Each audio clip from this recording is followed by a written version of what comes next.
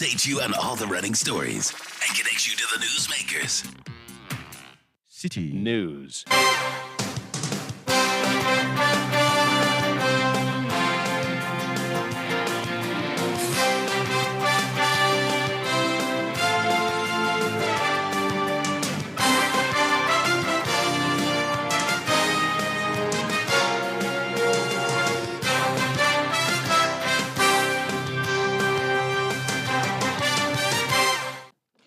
It's midday. Hello, good afternoon, and welcome to the Citi Prime News, which is live from our studios at number 11 Dr. Morton Loop in Adaraka, Accra. It's also live on all our partner stations across the country and around the globe on citinewsroom.com. I am Wilma Obuobisa Coleman, and this afternoon I'm here with Charles Owusu Kumi. Coming up in the next 1 hour, iron and steel producing company B5 Plus Company Limited coughs up 20 million cedis to settle part payment of debt owed the Electricity Company of Ghana to avoid disconnection. We realized that some of the checks were post-dated, and so we couldn't accept them. So we've just reached a conclusion with them this morning. They've paid 20 million, or also coming up, Ibuako South NDC executives call on the police in the eastern region to investigate and arrest persons who attacked and robbed a parliamentary candidate for the area. They went to his car with machetes, attacked him, and took away a sum of 20,000 Ghana cedis from his car. He was found restless in the car and was taken to Kumi Government Hospital by some good Samaritans. Still ahead in the bulletin, Ghana Water Company Limited in the central region laments difficulties in processing water as a result of galamsey activities. What happens is in the process of their illegal mining, they agitate the water so much that we have so much silt coming into the sumps of our abstraction points. And later, some basic school pupils in Taviva in the home municipality in the Volta region still faced with inadequate furniture and stationery despite numerous government interventions to achieve free and quality education in the country. We don't have enough desks in the school. Sometimes we sit 3 and 2 in the class, and we don't have textbooks too. Stay tuned as we bring you details of all that and more on the Citi Prime News, which is also live on all our partner stations across the country. In the Western region, you're listening to us on Premier 100.5 FM and Beach 105.5 FM, all in Takrady. In the Bono region, we are live on Greener 95.9 FM in Sunyani. In the Ashanti region, we are on Orange 107.9 FM in Kumasi. In the Eastern region, we are on Right 90.1 FM in Somanya. In the Volta region, we are on Holy 98.5 FM in Aflao. In the Northern region, we are on Dasuma 99.1 FM in Yendi. In the Upper East, we are on Word 88.3 FM in Zuarungu. And in the Upper West, we are on Bugli Radio 88.6 FM in Wa. Citi Prime News at 12 midday.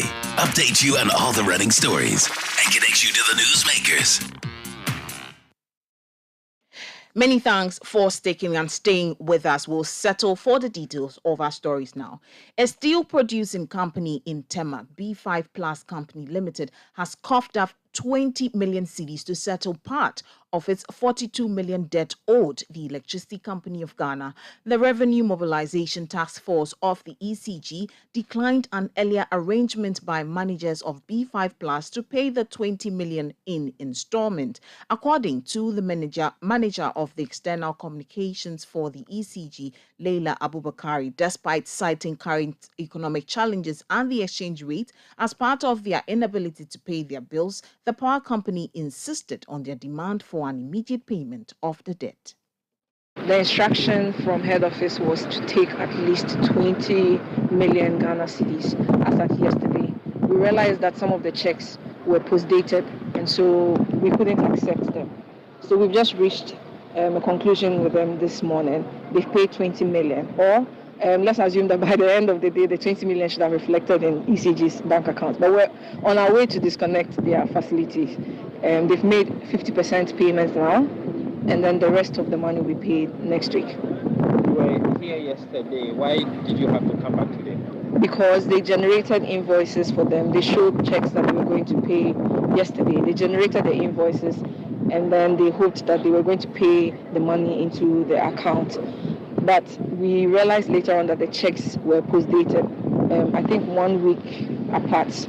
And so it means that most of them were going to check after the end of March, which was not acceptable. So we returned to in order to get all the 50% that had been promised us yesterday. So they've now made a payment of 20 million. We are just going to the next facility. We should receive the alert. If we don't receive the alert, we'll just go to their factory and disconnect. That was the manager of external communications for the Electricity Company of Ghana, Leila Abubakari.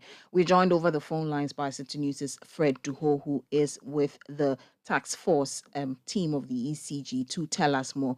Good afternoon, Fred. Many thanks for joining us. Tell us about the exercise at B5+. Well, the Electricity Company of Ghana National Tax Force is not leaving any stone unturned. They were in the rain this morning to Tema, where they went straight to the B5+ Company Limited, the biggest steel producing company in West African sub-region. And they went after the managers to collect their money. That particular company owes about 42 million Ghana cedis. And after several engagements, they actually came to that compromise to allow the company settle 50%, almost 50%, which is 20 million Ghana cedis of how much they owe the Electricity Company of Ghana. And that really took them about 40 minutes of engagement because the managers of the company were actually not willing to settle the 50% outright because they cited some economic situation and the fact that they have a number of employees they would have to settle and a whole lot of issues confronting their operations currently. And they were pleading with the Electricity Company of Ghana to allow them make even the 50% payment in installment, which will probably enter into next month. But as you may be aware, the whole exercise is supposed to last from March 20 to April 20.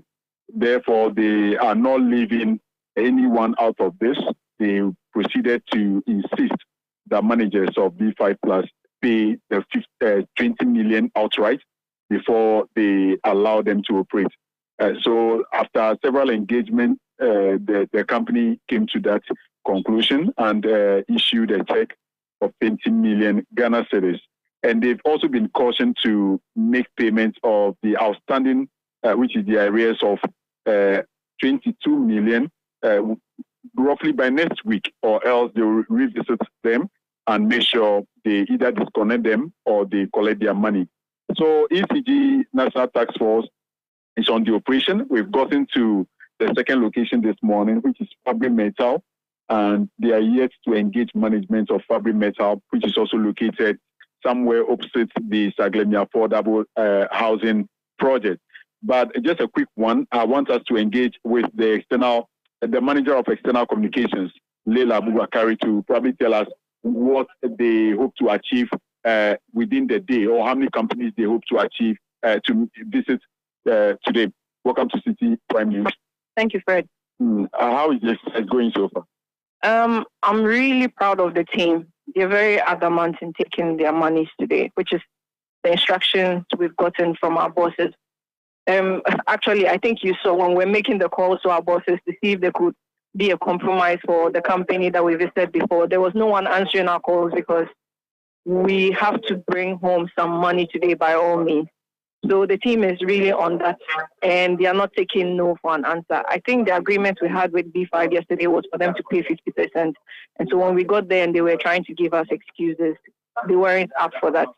And so we've managed to get 50% of their money. And now we have Fabric Metal, who also owe about 28 million Ghana cedis. And we're trying to find out how much we can get from them today. Otherwise, they're going off instantly. Why would you even allow the companies or even your customers to accrue so much debt before you go after them in this manner? Yes.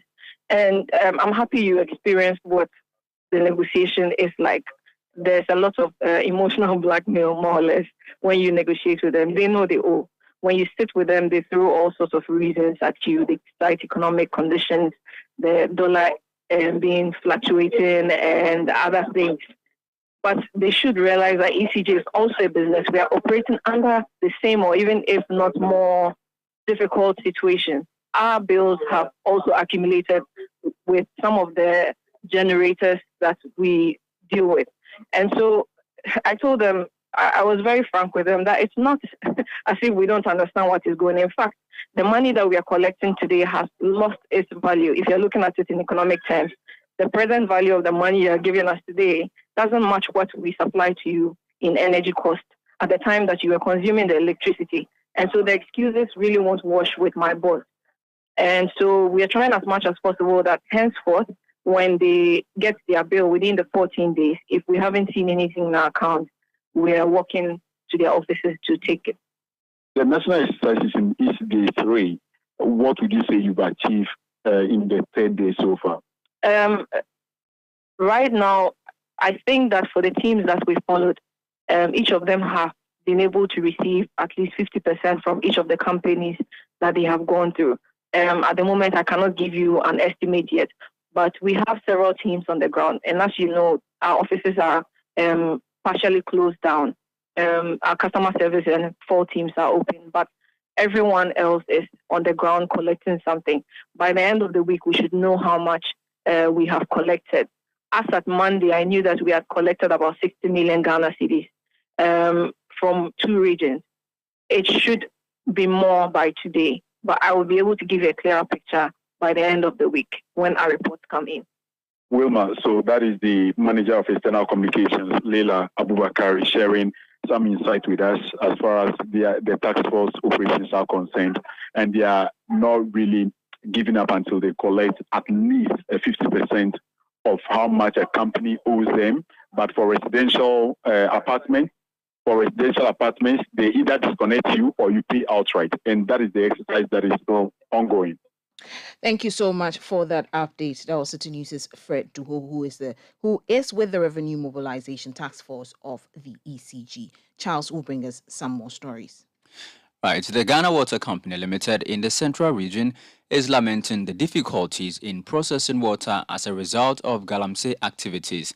According to the company, silt from illegal mining activities has choked the sumps at the extraction point, forcing the company to shut down temporarily. Speaking to Citi News after visiting the Setrehimang treatment plant with some students as part of the World Water Day celebration, the Central Regional Chief Manager of Ghana Water Company, Eric Seth Atiapa, called for the preservation of water bodies and conservation of treated water.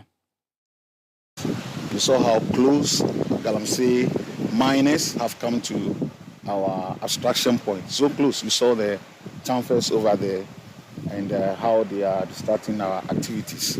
What happens is in the process of their illegal mining, they agitate the water so much that we have so much silt coming into the sumps of our abstraction point. When this happens, it means that very often than normal, we have to shut down and desilt the sumps. This takes a lot of time, and by doing so, we are not able to get the volumes we expect to get to our customers and consumers. Apart from shutdowns, we also have these silts. They are very fine sand. They get into the pumps, and then they cavitate the impellers of our pumps. So, of course, the pumps will come down. Very often, they will break down. We have to change the impellers, which adds up to the cost of production. Currently, we are struggling with turbidity levels. The plant is having difficulties to treat. The plant is designed to treat raw water. I think the turbidity levels do not be more than 2,000, and currently we are having 6,000 NTU and above. I think now the normal coagulant that will be used for any treatment process is aluminum sulfate, but aluminum sulfate is not able to handle the level of turbidities we have here. We are using polyelectrolytes. Many of them we call them polymers, and these are really, really expensive. That was the Central Regional Chief Manager of Ghana Water Company, Eric Seth Atiapa. We'll take you to the Eastern region now because the executives of the National Democratic Congress, NDC, in the Ibuako South constituency are calling on the police in the region to investigate and arrest persons who attacked and robbed a parliamentary aspirant yesterday. The aspirant, Solomon Nana Frimpong, was attacked by some 3 persons who were on a motorbike while on his way to the constituency office to file his nomination. The 3 inflicted machete wounds on his left arm and ribs and later made away with the sum of 20,000 Ghana cedis from his car. Citi News can confirm that Solomon Nana Frimpong, who was rushed to the Kibi Government Hospital after the incident, is still on admission. The constituency executives who have condemned the attack want the police to ensure that justice is served. NDC Ibuako South Constituency Secretary Ofori Akins has been speaking to Citi News on the incident. Yesterday, somewhere around 6 p.m., then the constituency executive had a call that one of our parliamentary aspirants by name Solomon Nana Frimpong has been attacked by some hoodlums on his way to the constituency office to file his nomination. Unfortunately, we visited Chebi Government Hospital and it was true that he was lying on the bed. We found several forms of injuries on his body parts, most especially the left and the right arm. And also, we experienced some major wound on his stomach. According to sources, he was on his way from Chebi Amanfrum, that's where he resides, to file his nomination forms at the party office Chebi. So on his way, then he met 3 gangs on a motorbike. They yelled at him, honorable, honorable, honorable. So he thought maybe it might be one of the party members. So he alighted on his way, and unfortunately for him, he was attacked by those hoodlums. They went to his car with machetes, attacked him, and took away a sum of 20,000 Ghana cedis from his car. He was found restless in the car and was taken to Kibi Government Hospital by some good Samaritans. We are calling on the police, that's the Obuobisa South Municipal Police Commander and his entourage, to, as a matter of urgency, arrest those culprits so that they bring them before the law court. Constituency Communication Bureau and the entire constituency executives condemn such barbaric attacks and therefore calling on all people to desist from any deviant act ahead of these parliamentary primaries. Actually, we don't know whether it was some conspiracy or it was he was being attacked by the armed robbers on his way to the party office. But how are we going to know? That's what we are praying, that the constituency or the municipal police commander and his entourage will work assiduously in order to bring the culprits to law. Akins Ofori is the NDC Ibuako South Constituency Secretary. Now, traders at the new Kejetia market have welcomed the installation of meters for individual shops by authorities of the market. The traders have for years raised several concerns with the centralized meter billing system used previously at the market. Speaking to Citi News, the General Secretary of the Combined Traders Association, Rubin Ahmed, disclosed that the Electricity Company of Ghana has provided 2,000 out of the 8,000 meters the traders requested, with a promise that the rest would be supplied in batches. According to Rubin Ahmed, they are hopeful that the metering issues would be addressed within the year.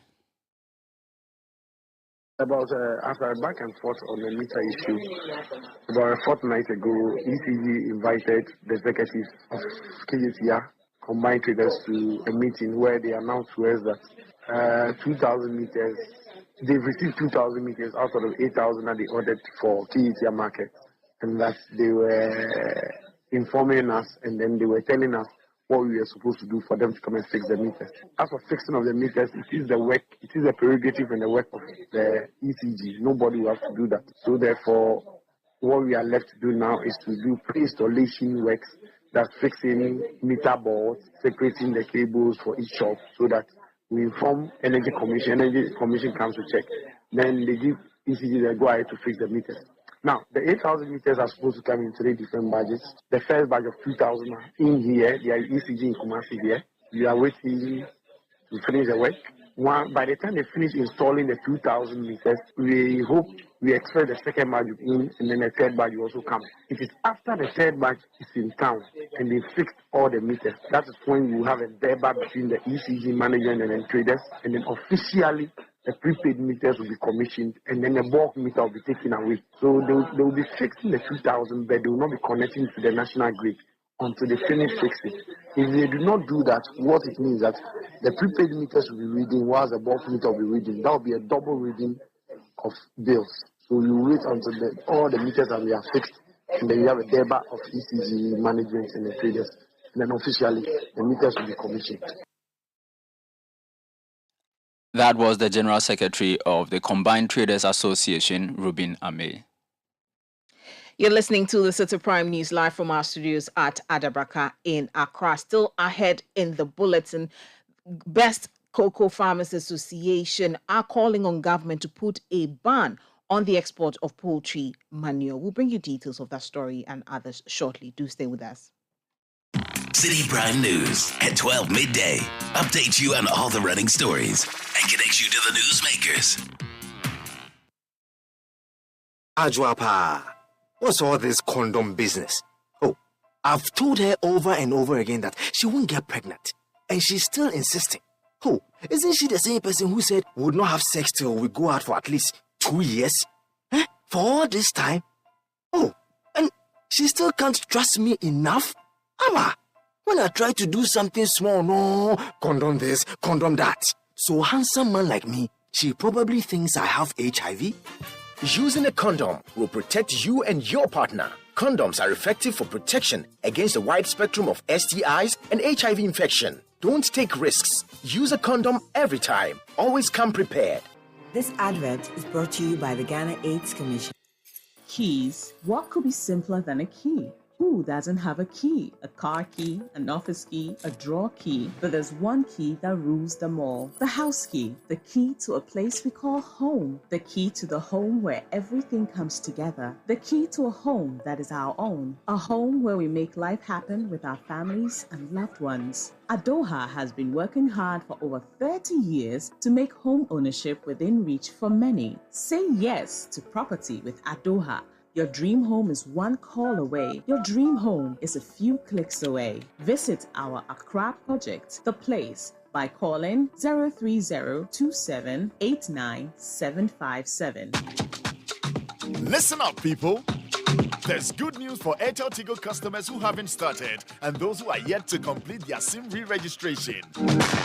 Yes, good news. Complete your SIM re-registration and get free 5GB data falla to browse, chat, Zoom, TikTok, Snap, and do more on Airtel Tigo to change your world. If your SIM has been blocked, don't worry. You can have your number back and also get a whopping 5GB data as soon as you register with your Ghana card. Simply visit the nearest Airtel Tigo shop or agent today. Complete your SIM registration now. Airtel Tigo. Life is simple. Citi Prime News at 12 midday. Updates you on all the running stories and connects you to the newsmakers. You're welcome back. Now, the Ghana Best Cocoa Farmers Association has called on government to place a ban on the export of poultry manure. Poultry manure is the organic waste material from poultry consisting of feces and urine. According to the farmers, this type of material is needed by the cocoa industry to increase yield and reduce dependence on imported chemical fertilizer. President of the Ghana Best Cocoa Farmers Association, Charles Jemfi, during a Kitse call on President Akufo-Addo at the Jubilee House, said government must ban the export of manure. Consider kakra the best share of opinions say yes sir ebe boyen enkoko ajanaya I friend poultry manure no omode ko enkrofobia so ba asese no yenya binto ye man no ye say abano di sika kese ekra fertilizer ewo amanone edeba. There's a concerning issue we want the president to help us address. The issue has got to do with poultry manure. Each year we spend a lot of money importing chemical fertilizer. Instead of importing chemical fertilizer, we can use the manure from the poultry farms on all our farms here in Ghana. This is organic fertilizer that is good for the soil.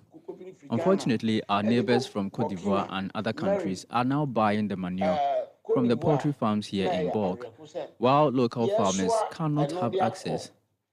This is because we are told of the higher value of the CFA, which makes exports of the manure more attractive to the poultry farmers. We want the president to institute a ban on the exports of poultry manure.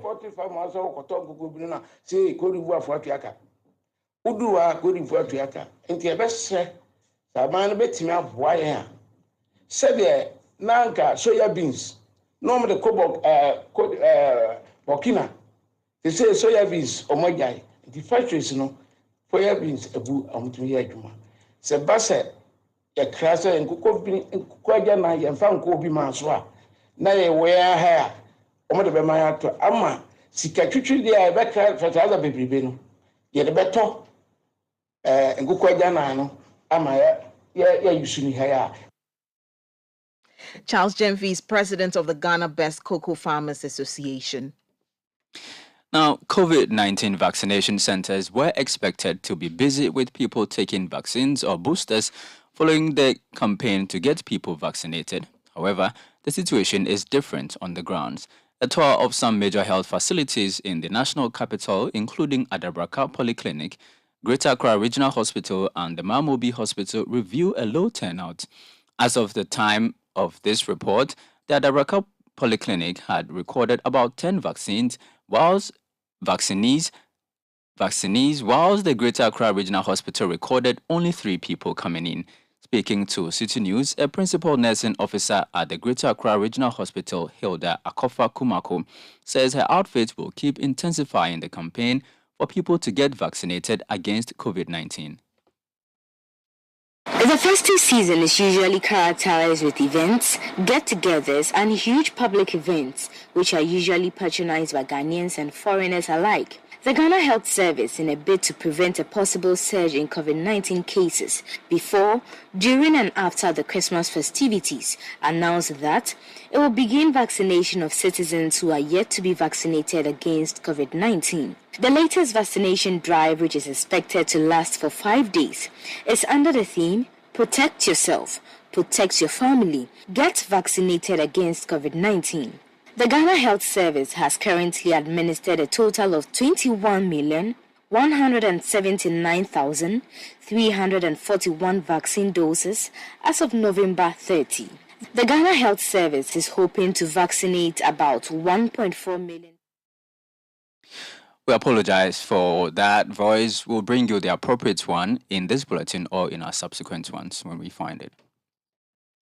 Now, a police dispatch rider identified as Lieutenant Colonel Mustafa Mohammed has lost his life after being run over by a truck in Ofanko in the Greater Accra region. According to reports, upon reaching Pokwase in the Ghana North municipality, a driver of a Toyota vehicle who was being pursued by the policeman slowed down for the officer to approach and then suddenly hit him, causing him to fall under a moving truck, which crushed him to death. The driver of the Toyota car reportedly sped off after the incident. Reports indicate that investigations are currently ongoing to locate the hit-and-run driver. Now, the case involving the operator of the boat that capsized on the Volta Lake last Saturday has been adjourned to April 5, 2023. This comes after the operator, Gabriel Ajigodi, was arraigned on Tuesday following the incident that led to the deaths of 5 persons. The boat was carrying mourners from Azizanya to Azizakope when it capsized on the Volta Lake.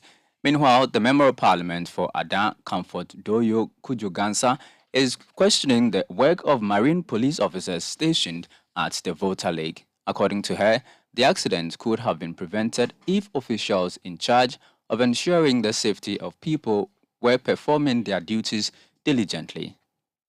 Where were they when they were loading the marine police and the others? Where were they when they were loading the boat to that capacity? If they were to be there, they could have controlled. And the river is as important as our roads. You see, if we can control them on the roads, the same thing we have to do for the river too. You see, we can't leave them to their fate, and when they have issues, then we come there and start running as if we are busy doing something. You see, so where were they before that incident happened? They are supposed to be around the marine police and those guys that employ them to be at the riverside. Where are they? They were not there. After they finished everything and they saved the people before they started running there. She further wants government to prioritize the provision of life jackets for the people of Adan to avert the recurrence of the tragedy.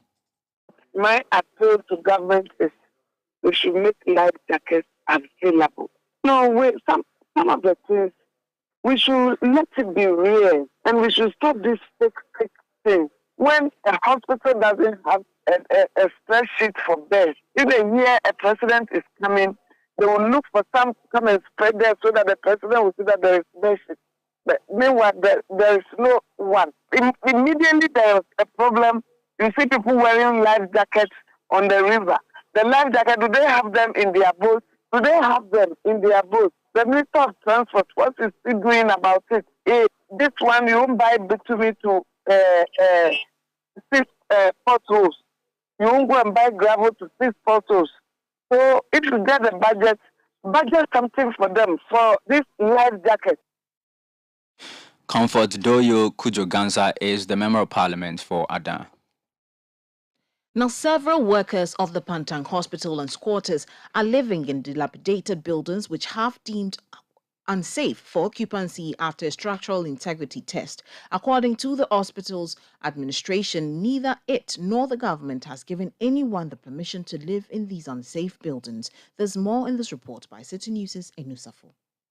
The Pantang Hospital is one of 3 psychiatric hospitals in the country. Now, the structure behind me was constructed to house staff of Pantang, and as you can see, it was uncompleted. However, staff as well as squatters have moved into the structure, and upon a structural integrity test by the Ministry of Health, it has proven that this structure, among several others, is unsafe for people to live in.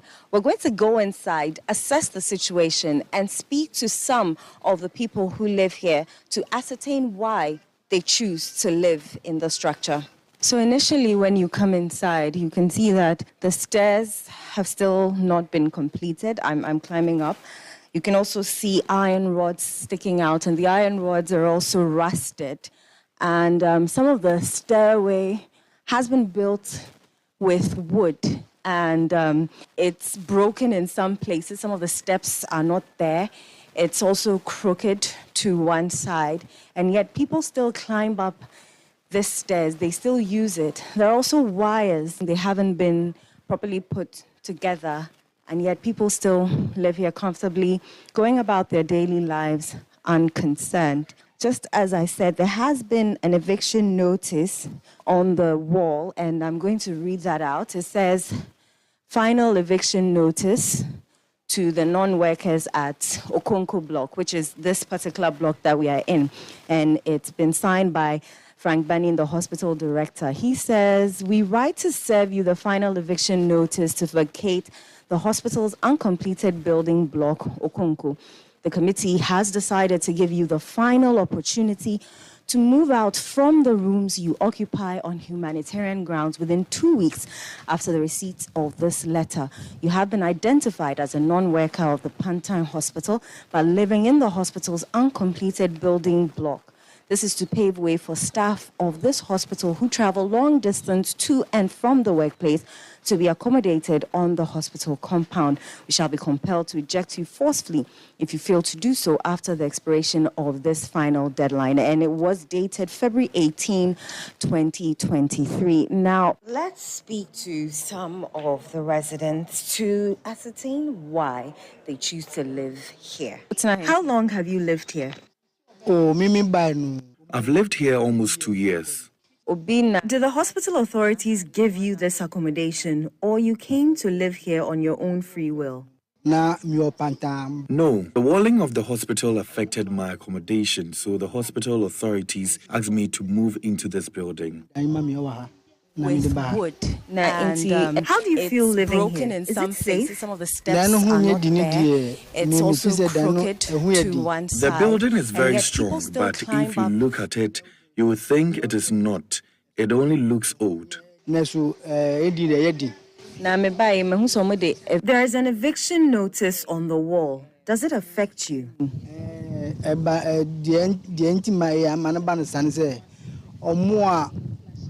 The eviction only affects those who do not work for the hospital. The hospital needs accommodation for its staff members. How long have you lived in this building? 2 years. I've lived here almost 2 years. My father works with the hospital as an environmental officer. About environment. How do you feel living here? Is it safe? I'm scared the building will collapse on us, but we have nowhere else to go. I've been here for 5 years. And how do you feel? Living in the building, how do you feel? Is it safe? It's not safe, but we are managing. When you say you're managing, what do you mean? People have been here several times that we should move out back. Assorting, like we don't listen. So we are prepared we are preparing ourselves to move out from here. Sometimes, like when it rains, that it leaks. You inside your room, then water. We are outside, at my mother-in-law's room. The building soaks the water anytime it rains. I don't know about the other tenants. Recently, the cement along the stairs started falling. About years ago, I think 2 years ago. We will find out from the hospital administration exactly when they intend to evict these squatters. I can tell you for a fact that none of them will be able to show you a letter to say that go and live in such a structure. At least not that I am aware of. Okay? And I have been at the helm of affairs since 2016. We have not. How can you give somebody a letter to go and live it? You've seen it. I mean, no, nobody's going to do that. I'm the one pushing for it to be demolished because I'm afraid that if we are not careful, one of these days it will collapse on staff. And that's been one of my fears. Okay. We fall within the fault lines, Pantang Hospital. Usually anytime there is one of those tremors, we feel it here. So you can just imagine if the scale goes up a little, what will happen to that building? Okay, so those are the sort of fears, and we won't ask staff to live in places like that. Some staff come from town. Why wouldn't they ask them to come and live here? Okay, it's just a matter of people want to always create problems. They'll find themselves in places because it's cheaper, but they're not paying rent. Okay, if hospital gives it to you, that means you should be paying rent, but they don't. Management says they were unable to evict the squatters because they petitioned the Ministry of Health. They petitioned my bosses, that's the Mental Health Authority, and then the ministry. So as far as I'm concerned, now it's been taken up by a higher institution than Pantang Hospital and being dealt with. So I would say the best people to talk to on this matter will be the ministry. Okay? But they went to petition them. The minister delegated the Deputy Minister of Health to come here to resolve it. They all saw it and decided, no, it must come down. The Municipal Assembly put together a team made up of engineers and security people to come and take a look at it. The conclusion is that it should come down. Efforts to get the Ministry of Health and the Medina Municipal Assembly to respond proved futile. Reporting for Citi News, my name is Eno Safo. Now, the Central Regional Chairman of the Ghana Medical Association, Dr. Justice Arthur, is calling on government to rename and convert the COVID-19 levy into a fund that will enable it to deal with health emergencies rapidly. Dr. Arthur believes there are difficulties in accessing the levy, which is collected into the consolidated fund. In an interview with Citi News, Dr. Justice Arthur called for the amendment of portions of the COVID-19 Levy Act 2021 to stop the levy from being deposited into the consolidated fund. We always wait when there is an emergency, then we look for the fund. But if there is a fund which is always there, and we assess it for emergencies like pandemics or even floods or mass casualties, then there's something to fall on. So we need a fund, and that will help us to be prepared. And that fund can be used to procure ambulances, to procure emergency drugs, to procure items for emergency, so that we'll not be caught unawares. He also asked government to consider using parts of the road tolls to be reintroduced to set up health spots around the toll booths to deal with emergency cases. Even the road tolls that they are bringing back, portion can be used to this emergency fund to have emergency spots along major highways where it's accident prone, where there will be spots where people can receive first aid. When people see all these things, I'm sure they'll be willing to pay. So when we put it to good use, people will be willing to. Dr. Justice Arthur is the Central Regional Chairman of the Ghana Medical Association. You're still listening to the Citi Prime News live from our studios at Adaraka in Accra. Still ahead in the bulletin, we'll take you to the Volta region where some basic school pupils in Taviva and the whole municipality still faced with inadequate furniture, and stationery, despite numerous government interventions to achieve free and quality education in the country. Do stay with us. We have more shortly. Citi Prime News at 12 midday. Update you on all the running stories and connects you to the newsmakers. At the British Council, we know that our experiences in life are what shape us. The things we see, the places we go, the people we meet all make an impact on the future we create. Change is driven by people with dreams bigger than themselves. The chance to study abroad is the chance to make an impact, not just on your own life, but on the lives of the people you left back home. When you experience the world beyond borders, you can discover what's possible for the future you envision. When you set off to further your education abroad, you can return empowered and ready to put your plan for change in motion. Great experiences await when you study in diverse countries like the UK. You could make an impact on your entire community because you took the chance to own your future. It starts with an IELTS test from the British Council. Visit our website today and discover a world of opportunity. Come on, everybody, let's fight Corona. Hello, good people of Ghana. Have you been vaccinated against COVID-19 yet? If not, then hurry and go for any of these vaccines. Moderna, AstraZeneca, and Johnson & Johnson, given to 18-year-olds and above, while Pfizer is given to 15-year-olds and above. If you're pregnant, go for Moderna or Pfizer vaccines. Vaccination is taking place in health centers, schools, markets, churches, bus stations, and your neighborhood. The vaccines are safe, effective, and free. They reduce COVID-19 disease, its severity, and prevent hospitalization and death. Take along any ID card and your COVID-19 vaccination card. Wait patiently for 10 to 15 minutes after vaccination before leaving the site. If you feel anything unusual after the vaccination, report to the nearest health facility. Continue to wear your face mask. Frequently wash your hands with soap under running water. Use alcohol-based hand sanitizer and keep physical distancing. Protect yourself. Protect your family. Get vaccinated against COVID-19 now. This message is from Ministry of Health, Ghana Health Service, and partners.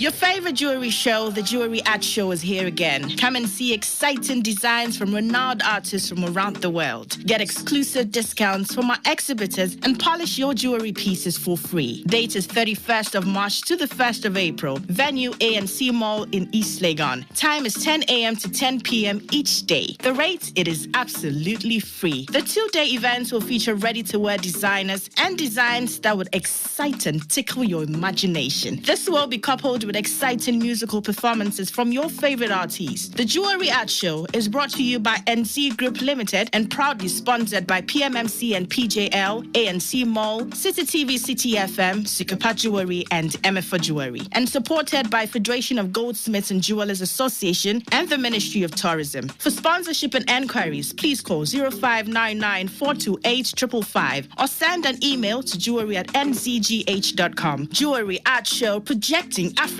to the world.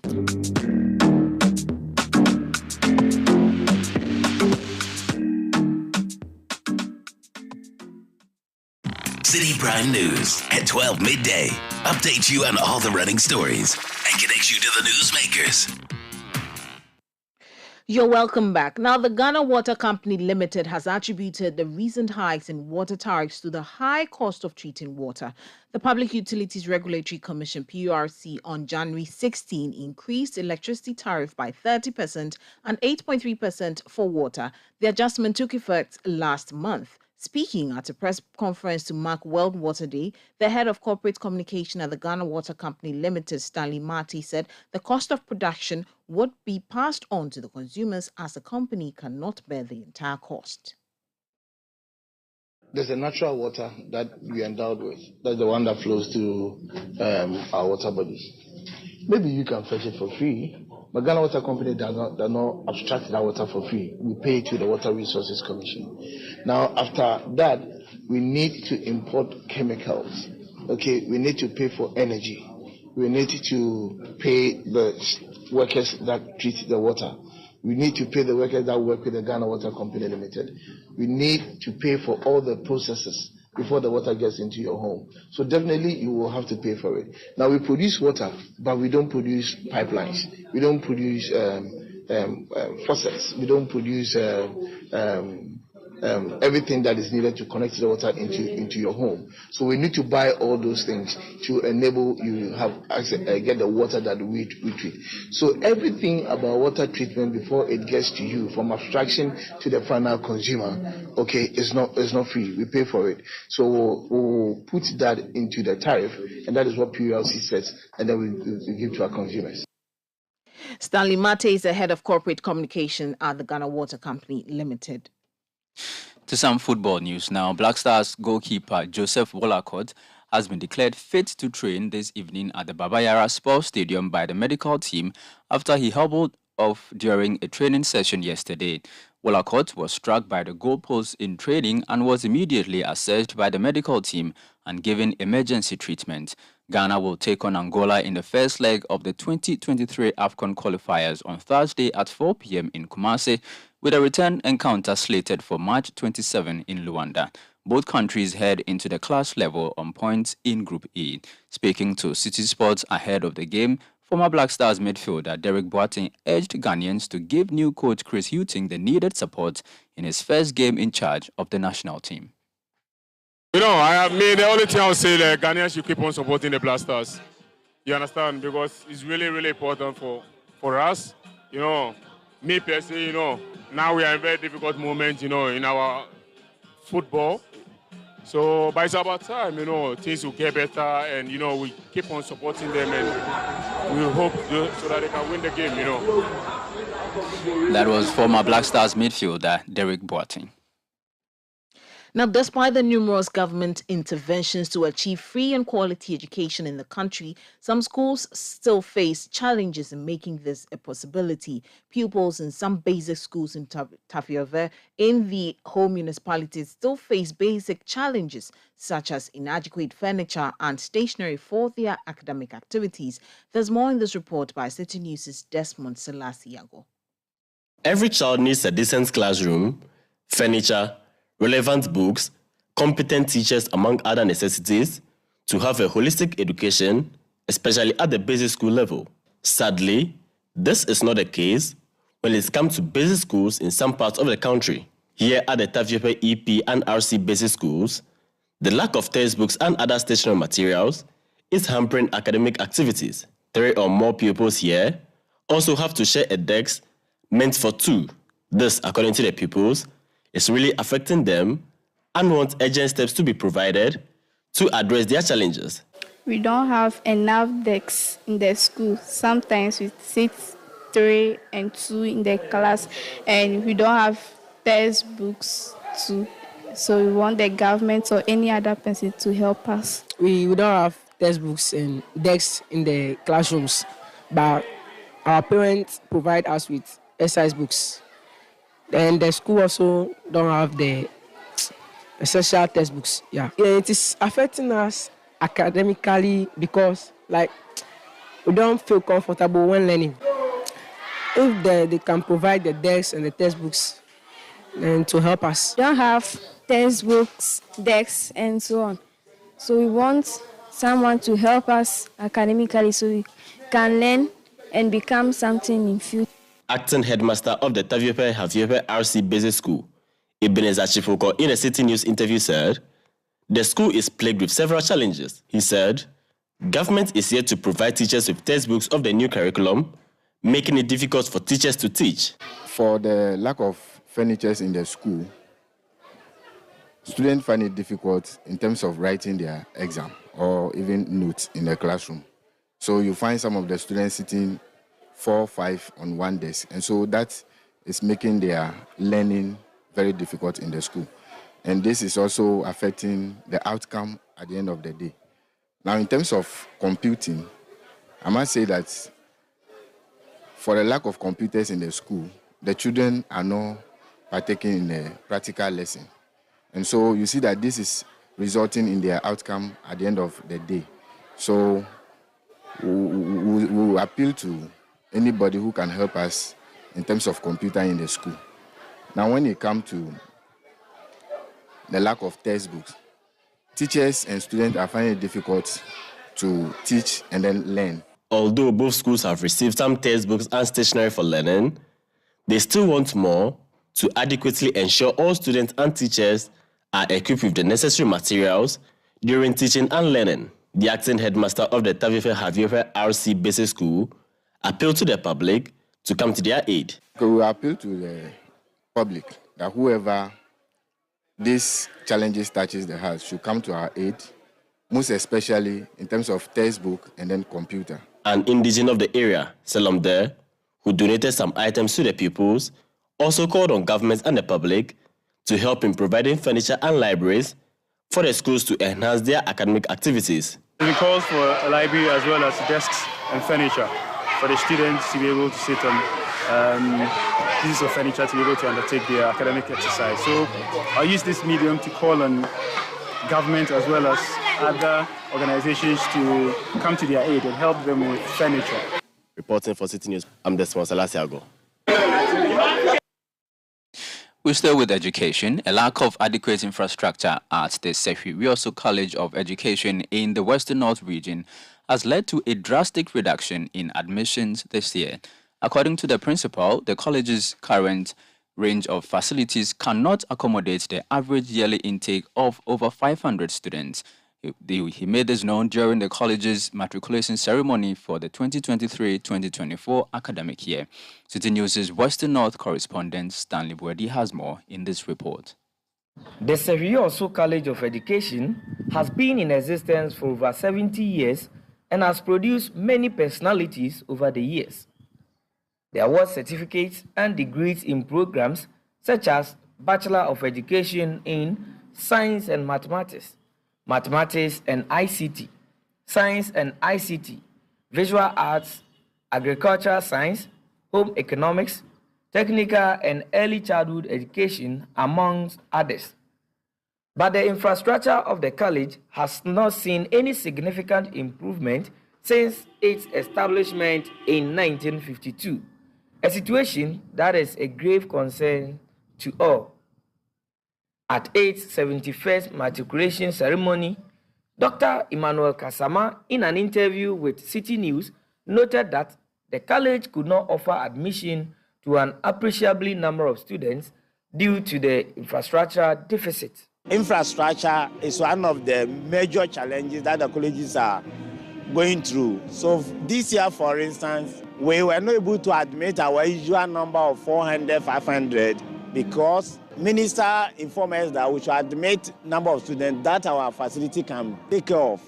So we were unable to admit 500 students. We came to 270. So it tells you that we have a problem of accommodation for students, and government also promise of giving us 300 bed capacity hostel. Contractor is here to come on site. The principal further urged matriculants to at all times take their studies serious. First batch of the bachelor's program that the colleges of education started, the first year, some of the students were not able to pass all the courses. So those who failed 9 credit hours for the year were supposed to be dismissed or go home. By the minister, on behalf of government, decided because it's a new thing that we are starting the colleges, they should be given amnesty. So those students were asked to repeat. But after first 4 years, our elementary institution, University of Education, Winneba, is saying that once you fail 3 subjects or courses, then you go, and if possible, you come back and start again. And tertiary, everything depends on you. So they should take their studies seriously. They should attend lectures. And as the teachers rep said, they shouldn't feel shy. If you don't understand something, you should ask your colleague students. If they are not able to assist you, you go to the course tutor to ask for further explanation. So don't sit there and fail first. And here they should also do more of the studies on their own. That's why the library is there. At least we have some variable books that can assist them. So advice is that they should be very, very serious on their studies. Reporting for City News, Stanley Wedi, Secretary also College of Education. Back in the studio, I'm Wilma Obuobisa Coleman here with Charles Owusu Kumi. Now, the former Kumasi Mayor, Obuobisa, has filed his nomination at the headquarters of the National Democratic Congress. Mr. Bonsu is seeking to lead the NDC as flag bearer for the party in the 2024 general elections. Here is Kojo Bonsu speaking to journalists. Having time to come and receive me today, I appreciate all that you've done. It's one party, the NDC. We have to do things together, and we have to make sure that the common enemy is who we are all looking for. It's not any individual in the party, so that we can go and break the golden fleece come 2024. You heard that the former Kumasi Mayor and NDC flag bearer hope for Kojo Bonsu. We are joined over the phone lines by my colleague Akosua Ochiri, who is at the NDC headquarters, to tell us more. Good afternoon, Akosua. Many thanks for joining us. Now, what was the atmosphere like when the former Kumasi Mayor arrived at the headquarters? All right, Wilma, if you can hear from my background, you can hear people, supporters of Kojo Bonsu blowing the vuvuzela, making noise, praising the former Kumasi Mayor. I should tell you how excited these supporters are to see their person win the flag bearership race come May 13th. He was expected to have arrived here at 11 a.m., but he was late. He arrived at 12 a.m. and it was a quick process. He walked into the auditorium to meet the committee, the election committee of the NDC, filed his nomination, and then proceeded to tell the committee that he's willing to take this position to help the NDC move from one stage to the other. As to what he meant by that, we really do not understand. But as we see, he's addressing the supporters here at the premises of the NDC. Now, but let me paint a picture of who Kojo Bonsu is for a number of people who do not know him. This is somebody who likes to always be on the front line, likes to lead in every place that he finds interest in. So taking you back to 2005 when he wanted to lead the Ghana Football Association as the president, but lost it to Kwesi Nyantakyi. And this person says that even though he lost that election, he is not going to back down. So in 2015, he was given the position to then spearhead the Kumasi Metropolitan Assembly, that is Kumasi Mayor, and he got that position and played his part. And so today he's been telling me exclusively that when he comes on board, he will change a number of things within the NDC and then on the national front. And so his supporters here all the way, we know Kojobonsu is from Offenso in the Ashanti region, and so he brought all these people down to come and support him. We have a Adowa dance cultural group who are also here to play and then praise him, and also to give him that, let me say, that kind of feeling that when he comes to pass, they'll be there for him. And also, one thing that Kojobonsu has been saying is that he is not going to be doing an outdoor campaign as we see from President Mahama and the others do. He is going to go to the grassroots, do a door-to-door campaign. And so for him, he's really ready to take up that position. And Thank you so much for that update. We wish him all the best. Our City News' Akosia Otri reporting from the NDC headquarters. And that's how we wrap up today's edition of the Citi Prime News, which has been live from our studios at Adabaka in Accra. Now, for more news, you can log on to our website, citynewsroom.com. I am Wilma Obuobisa Coleman, and this afternoon I was here with Charles Owusu Kumi.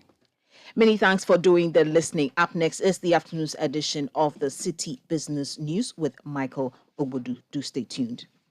City 97.3.